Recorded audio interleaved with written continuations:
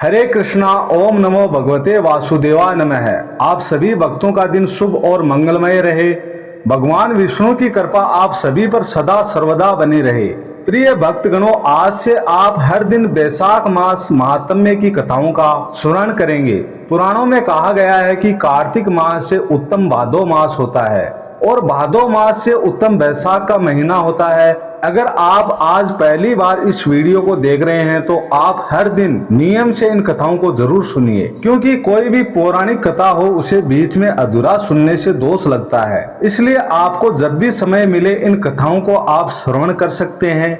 इसके लिए यदि आपने अब तक हमारे चैनल को सब्सक्राइब नहीं किया तो सब्सक्राइब कर लीजिए। वीडियो को लाइक करके कमेंट में हरे कृष्णा अवश्य लिखिए। तो आइए भक्तगणों, अब सुनते हैं वैशाख मास महात्म्य का पहला अध्याय। मुनियों द्वारा प्रश्न किए जाने पर श्री सूत जी बोले, हे मुनीश्वरों, भगवान ब्रह्मा जी के पुत्र महर्षि नारद जी से राजा अम्बरीश ने पूछा, हे ब्राह्मण, आपने धर्म के तत्वों से विभूषित समस्त श्रेष्ठ मासों के महालय का वर्णन किया है, तो आप कृपा कर माहों में श्रेष्ठ वैशाख मास के महत्व का वर्णन करने की कृपा करें। इस मास का सेवन किस प्रकार करना चाहिए, किस देवता की पूजा करने से श्रेष्ठ फल की प्राप्ति होती है, किन धर्म कृत्यों को करने तथा किन दानों के देने से क्या लाभ होता है। आपने कहा है कि ये मास भगवान विष्णु को अत्यंत ही प्रिय है, सो भगवान विष्णु के पूजन में किन वस्तुओं का उपयोग करना चाहिए। आप मेरी जिज्ञासा को शांत करने हेतु इस विषय का कृपया विस्तार पूर्वक वर्णन करें। ये सुनकर नारद जी ने कहा, हे राजन, सभी मासों के महालय को भगवान विष्णु जी ने लक्ष्मी जी से कहा था, वही भगवान ब्रह्मा जी ने मुझे सुनाया है, उसी को मैं तुमसे कहता हूँ। वैसे तो सभी मास श्रेष्ठ हैं, परंतु भगवान विष्णु को कार्तिक, माघ और वैशाख मास सबसे अधिक प्रिय है। इन तीनों में से वैशाख माह को अधिक श्रेष्ठ माना जाता है। इस मास के सेवन से प्राणी की समस्त अभिलाषा पूरी होती है। इस मास में धर्म, यज्ञ, तप, स्नान, व्रत आदि करने से प्राणी के समस्त पाप नष्ट हो जाते हैं। इस मास की देवता भी प्रशंसा करते हैं तथा इसके सेवन को लालायित बने रहते हैं। जिस प्रकार विद्याओं में वेद, मंत्रों में प्रणव, वृक्षों में कल्प वृक्ष, गौओं में कामधेनु, नागों में शेषनाग, पक्षियों में गरुड़, देवताओं में विष्णु, वर्णों में ब्राह्मण प्रिय, वस्तु में प्राण, मित्रों में भार्या, नदियों में गंगा, तेज धारियों में सूर्य, शस्त्र में सुदर्शन चक्र, धातुओं में स्वर्ण, वेषणों में शिव तथा मणियों में कौस्तुभ सर्वश्रेष्ठ है। उसी प्रकार सभी मासों में वैशाख मास श्रेष्ठ है। ये मास भगवान विष्णु की भक्ति उत्पन्न करने वाला है। जो व्यक्ति वैशाख माह में मेष राशि के सूर्य में प्रातः स्नान कर भगवान की परिक्रमा करता है, उसे 100 राजस्व यज्ञों का तथा 10 सहस्त्र अश्वमेघ यज्ञों के बराबर का फल मिलता है। ये समस्त पापों से मुक्त होकर भगवान की कृपा से वैकुंठ धाम को प्राप्त करता है। हे राजाओं में श्रेष्ठ, यदि प्राणी वैशाख मास का सेवन करने के लिए किसी तीर्थ स्थान में ना जा सके तो उसे अपने नगर के बाहर वाले किसी जलाशय के जल में ही स्नान कर लेना चाहिए। प्राणी को पाप उसी समय तक त्रस्त करते हैं जब तक कि वह वैशाख मास का सेवन करते हुए स्नान नहीं करता। परम पुनित वैशाख मास में भगवान विष्णु की आज्ञा से समस्त तीर्थों की अधिष्ठता देवता सूर्योदय से 6 घड़ी तक जल के बाहर प्राणियों की कल्या ठहरते हैं। जो प्राणी इस समय तक भी जलाश में स्नान के लिए नहीं आते वे शापित होते हैं। हे राजन, धर्म के अनुसार वैशाख माह में स्नान करना सबसे अधिक महत्वपूर्ण क्रम है। स्नान करने से भगवान प्रसन्न होते हैं। जो वैशाख में स्नान नहीं करते वे हतभागी हैं। आगे नारद जी बोले, हे राजन, वैशाख के समान पवित्र फल देने वाला कोई अन्य मास नहीं है। जैसे युगों में सतयुग, शास्त्रों में वेद, नदियों में गंगा, दान में जलदान, सुखों में भार्या, सुख उद्यमों में खेती, लाभों में जीवन लाभ, तपस्या में उपवास, धर्म में दया और ज्योतियों में नेत्र ज्योति श्रेष्ठ है, उसी प्रकार सभी महीनों में वैशाख मास श्रेष्ठ है। भोजन के समान तृप्ति नहीं, खेती के समान उद्यम नहीं, धर्म के समान हित नहीं, सत्य के समान यश नहीं, आरोग्य के समान हर्ष नहीं, विष्णु के समान रक्षक नहीं, माधव के समान अन्य कोई भी पवित्र नहीं। इस प्रकार वैशाख माह के समान पवित्र अन्य कोई मास नहीं। शेष नाग की सैया पर योग निद्रा में लिप्त रहने वाले भगवान विष्णु को ये मास सर्वाधिक प्रिय है। जो अधर्मी इस श्रेष्ठ मास का सेवन नहीं करते वे निश्चित ही निकृष्ट योनि पाते हैं, चाहे वे धर्म की रक्षार्थ कुआं, बावड़ी, बगीचा आदि कुछ भी क्यों न बनवाए। वैशाख माह में जल का दान, छतरी का दान, उपना या खड़ाऊ का दान और पंखा का दान सभी दानों में श्रेष्ठ है। प्रत्येक प्राणी को ये उत्तम दान अवश्य करना चाहिए। वैशाख माह में नियम पूर्वक भोजन आदि करने से राजयुक्त मुक्ति प्राप्त होती है। अनेक प्रकार के दान व्रत करने से जो फल मिलता है वह वैशाख मास में केवल स्नान मात्र से ही प्राप्त हो जाता है। वैशाख मास में जल का महालय सबसे अधिक है। जलदान स्वयं करें अथवा दूसरे से करवाएं, दोनों ही कर्म श्रेष्ठ हैं। प्याऊ बनवाने से देव, पितर और ऋषि अत्यंत प्रसन्न होते हैं। प्याऊ बनवाने से राह चलते प्राणियों को सुख प्राप्त होता है और उनकी संतुष्टि से प्याऊ लगवाने वाले के करोड़ों कुल के मनुष्यों का उद्धार भी हो जाता है। वैशाख माह में गृहस्थ ब्राह्मण को जल से पूरित घड़ा दान करना चाहिए। इस दान से नीच योनि प्राप्त नहीं होती है। हे राजेंद्र, इस माह में किसी प्यासी महात्मा को ठंडा जल पिलाकर मनुष्य राजसूय यज्ञ का फल प्राप्त कर लेता है। वैशाख माह में सूर्य के ताप से व्याकुल ब्राह्मण की पंखे आदि से हवा करनी चाहिए। खजूर, ताड़ आदि के पंखे दान करने चाहिए। ऐसा करने से मनुष्य पक्षियों में श्रेष्ठ विष्णु के वाहन गरुड़ के सदस्य होकर हरि की सायुज मुक्ति प्राप्त करता है। पंखे का दान किए बिना मनुष्य इस संसार में रोगों से कष्ट पाकर अंत में नरक में जागता है। हे राजेंद्र शिरोमणि, आध्यात्मिक दुखों को दूर करने के लिए इस मास में मनुष्य को छतरी दान करनी चाहिए। छतरी दान किए बिना मनुष्य छाया के लिए स्वयं व्याकुल रहते हैं, पृथ्वी पर पिशाच बनकर भ्रमण करते रहते हैं। खड़ाऊ, जूता आदि का दान करना भी अति श्रेष्ठ है। इस दान से मनुष्य कई जन्मों तक राज सुख भोग कर भगवान के बैकुंठ धाम को प्राप्त करता है। जो व्यक्ति दान नहीं करता इस जन्म में सांसारिक दुखों का भोग कर मरने के बाद नरक के दुख भोगता है। जो लोग पथिकोंडा, धर्मशाला आदि बनवाते हैं और तन मन से अतिथि सत्कार अथवा ब्राह्मण भोज कराते हैं, उनके पुण्य का वर्णन ब्रह्मा भी नहीं कर सकते। अन्नदान सर्वश्रेष्ठ दानों में से है। इसकी बराबरी किसी दान से नहीं की जा सकती। अन्न दान करने वाले को पिता कहा जाता है। इसमें सभी धर्मों का निवास रहता है। आगे नारद जी कहते हैं, हे राजन, मैं तुमसे इसी से संबंधित एक कथा सुनाता हूँ, उसे भी तुम ध्यान पूर्वक सुनो। एक राजा था। वह वैशाख माह में प्रतिदिन ब्रह्म मुहूर्त में उठकर गंगा जी में स्नान करता था। राजा का आदेश था कि मुझसे पहले गंगा जी में कोई भी स्नान नहीं करेगा। राजा जब भी गंगा में स्नान करने जाते तो उन्हें प्रतिदिन शांत जल के स्थान पर हिलता हुआ हजल युक्त जल दिखाई देता था। तो राजा को संदेह होता था कि निश्चित ही मुझसे पहले कोई प्रतिदिन गंगा में स्नान करता है। अतः राजा ने नदी के तट पर पहरेदार बिठवा दिए। गंगा जी के तट पर एक वृक्ष था, उस पर एक बंदरिया रहती थी। वह प्रतिदिन राजा के स्नान करने से पूर्व स्नान करके वृक्ष पर चढ़कर बैठ जाती थी। इस प्रकार होते होते पूरा वैशाख माह व्यतीत हो गया, किंतु अंतिम दिन राजा के सिपाही ने देख लिया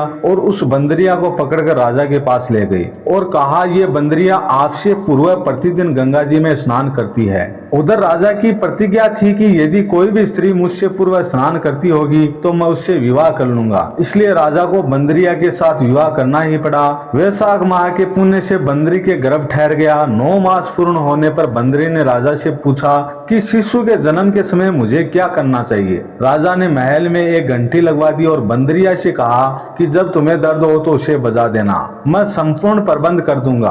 अब देखिए, राजा की अन्य रानियां भी थी, उनकी कोई संतान नहीं थी। बंदरी को गर्व है ये समाचार जानकर अन्य रानियां मन ही मन बंदरी से ईर्ष्या करने लगी और भावी संतान का नाश करने हेतु विभिन्न योजनाएं बनाने लगी। घंटी लगी देखकर एक रानी ने बंदरी से इसका कारण पूछा। बंदरी ने संपूर्ण वृतांत बता दिया। अब रानी ने कहा कि एक बार घंटी बजाकर तो देख लें कि राजा आते हैं या नहीं। बंदरी ने घंटी बजाई तो राजा दौड़े दौड़े महल में आए और घंटी बजने का कारण पूछा। इस पर बंदरी ने उत्तर दिया कि मैंने तो रानियों के कहने पर घंटी बजाई थी। तब रानियों ने राजा से कहा, ये तो पशु है और न जाने कितनी बार घंटी बजाएगी। इस प्रकार कहकर उन्होंने घंटी को हटवा दिया। अब कुछ ही दिनों बाद बंदरी के शिशु जन्म का समय आया। तो उसने अन्य रानियों से पूछा कि मैं क्या करूं? तब रानी ने कहा, तुम आंखों पर पट्टी बांधकर सो जाओ। बंदरी के बैसाख माह के स्नान के पुण्य प्रताप के रूप में एक पुत्र हुआ। शिशु के जन्म होते ही उसके रोने से पूर्व ही रानियों ने उसे एक टोकरी में रखकर दासी को दे दिया और आदेश दिया कि इसी नदी में बहाकर आओ। उस शिशु के स्थान पर एक पत्थर रख दिया और राजा को भी कह दिया कि बंदरी ने एक पत्थर को जन्म दिया है। राजा ने सुना तो उन्हें भी संतोष कर लिया कि जब दूसरी रानियों के संतान नहीं है तो यह बंदरी है, इसकी क्या संतान होगी। उधर दासी ने उस सुंदर शिशु को नदी में ना बहाकर कुम्हार के आवे के पास रख दिया। दूसरे दिन कुम्हार आवे के पास गया तो वहां एक सुंदर शिशु को रोता हुआ देखा। कुम्हार कुमारी निसंतान थे।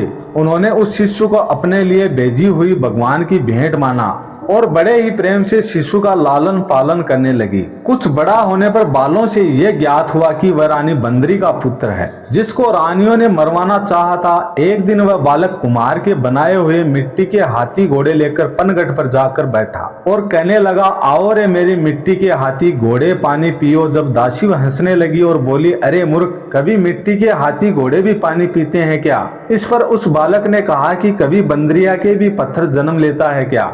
उस बालक की ये बात दासिया ने जाकर महल में कही। तब दूसरे दिन रानियों ने लड्डू बनाकर उसमें विष मिला दिया और उससे भिजवा दिया। ईश्वर की कृपा से लड्डू गोर बादाम की हो गए और उस लड्डू को खाने से उस लड़की की मृत्यु नहीं हुई। यह समाचार दासी ने रानी से कहा और रानी ने राजा से कहकर कुमार को देश से निकलवा दिया। कुमार वन में रहने लगा। उसके पश्चात अगले वर्ष चैत्र माह में माता गणगौर के पूजन का दिन आया तो वह बंदरी का पुत्र 108 करवे और 108 गोली लेकर तथा घड़े में पानी भरकर बगीचे के बाहर बैठ गया। उधर राजा की और साहूकार की पुत्रियां गणगौर बनाने के लिए मिट्टी लेने के लिए आई और बगीचे में खेलने और कूदने लगे। इस कारण कुछ समय बाद उन्हें प्यास लग गई। तब उन्होंने उस बंदरी के पुत्र से जल पिलाने के लिए कहा तो उस बालक ने उत्तर दिया कि मेरे पास एक गोली है, उसे खाते जाओ और मेरे चारों ओर फेरी लगाते जाओ, तब मैं तुमसे जल पिलाऊंगी। इस पर पहले तो कन्याओं ने मना कर दिया कि तू प्यास तीव्र होने के कारण मान गई। इस प्रकार गोली खाने और उस युवक के साथ फेरे लेने से वह गर्भवती हो गई। बाद में जब उसके माता पिता को ये ज्ञात हुआ तो वह सभी कुमार के पास गए और संपूर्ण वृतांत सुनाया और कहा कि तेरे पुत्र ने हमारी कन्याओं से विवाह किया है, अब तुम्हें इन्हें अपने पास रखना होगा। तब कुमार ने निर्धन होने के कारण असमर्थता व्यक्त की कि 2 कन्याओं के माता पिता ने मुझे बहुत सारा धन देकर अपनी कन्याओं को कुमार के घर विदा करा दिया है और कुमार के घर 108 बहुएं आ गई हैं और कालांतर में उनके 108 ही पोते हो गए। कुमार ने समस्त नगरी को भोजन हेतु निमंत्रण पत्र दिया और राजा को भी बुलवाया। राजा के यहाँ से रानी बंदरी के अतिरिक्त सभी भोजन हेतु पधारे। तब राजकुमार राजा की आज्ञा लेकर बंदरी को लेने रथ पाल लेकर गया और लाकर सभा में सबसे ऊंचे स्वर्ण आसन पर बिठाया। राजकुमार ने अपने सभी पत्नियों को समझा दिया कि बंदरी मुझे जन्म देने वाली माता है। एक बहू रानी बंदरी के चरण स्पर्श करती हुई एक एक सोने का सिक्का और पोते को गोद में देती गई। जब राजा और अन्य रानियों ने ये सब देखा तो कुमार के पुत्र से इसका कारण पूछा। रानियों को तो संदेह होने लगा, ये अवश्य ही बंदरी का पुत्र है। इसलिए रानी और उठकर राजा को कहने लगी कि कुमार के पुत्र ने हमारा अपमान किया है और बंदरी का सम्मान किया है, अतः हम लौटकर जा रहे हैं। इधर राजा को पुत्र के जन्म का संपूर्ण रहस्य ज्ञात हो गया, इसलिए उन्होंने रानियों को देश निकाला दे दिया। अपने सभी पुत्र बहू एवं पुत्रों को लेकर महल में आया। राजकुमार का राज तिलक हुआ। कुमार कुमारी को राजकुमार ने महल में रहने के लिए निवेदन की, किंतु वह नहीं माने। तब राजा उन्हें ढेर सारा धन दिया। बैसाख स्नान का इतना महत्व है तो सबको बैसाख स्नान करना चाहिए।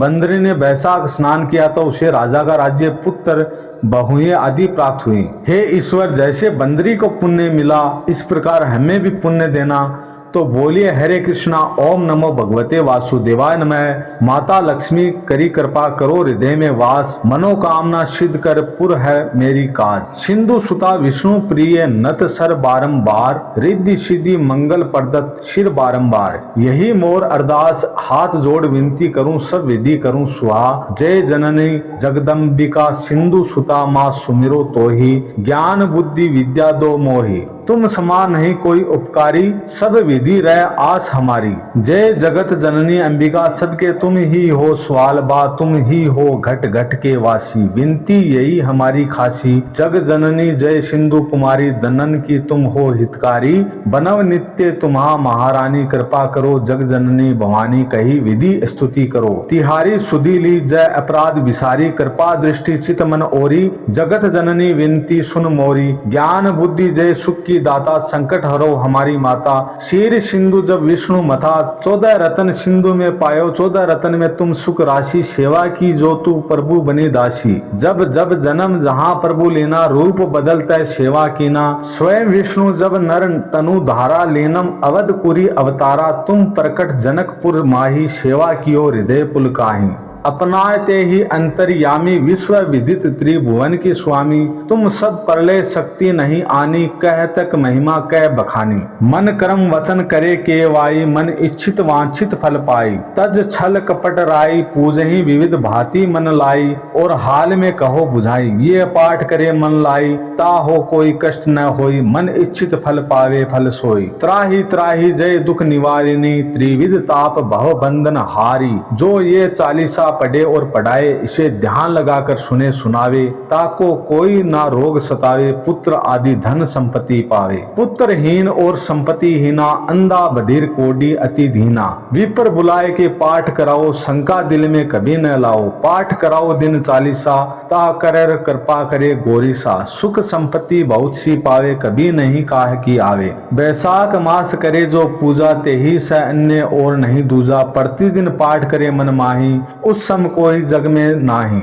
बहु विधि क्या मैं करो बढ़ाई, ले परीक्षा ध्यान लगाई। करी विश्वास करे वर्त नेमा, होय सिद्धि उपज उर प्रेमा। जय जय लक्ष्मी महारानी, सब में व्यापत जो गुण ज्ञानी। तुमरो तेज प्रबल जग माही, तुम सबको दयाल कह नाही। मोहि अनाथ की सुधि अब ले, जय संकट काटी भक्ति मोहि दी। जय भूल चूक करी क्षमा हमारी, दर्शन दीजिए दया निहारी। विन दर्शन व्याकुल अधिकारी, तुम ही अक्सर दुख सहते भारी नहीं। मोहि ज्ञान बुद्धि है, तन में जगत जानत हो। अपने मन में रूप चतुर्भुज करके, धारण कष्ट मूर अब करहूं। निवारण कही उपकार में करो बढ़ाई, जान बुद्धि मोहि नहीं अधिकार रामदास अब कहाई। पुकारे करो दूर तुम विपत्ति हमारी, त्राही त्राही दुख हर हरो वेग। सब त्रास जयती जयती, लक्ष्मी करो शत्रु अन का नाश। राम दास कर करहूं दया की कोर, जय माता लक्ष्मी ओम नमः शिवाय। प्रिय भक्तगणों, पूरी कथा व आरती सुनने के लिए आपका बहुत बहुत धन्यवाद। आप सभी से निवेदन है, चैनल को सब्सक्राइब करें, लाइक करें, कमेंट में हर हर महादेव लिखें। जय माँ लक्ष्मी, ओम नमो भगवते वासुदेवाय।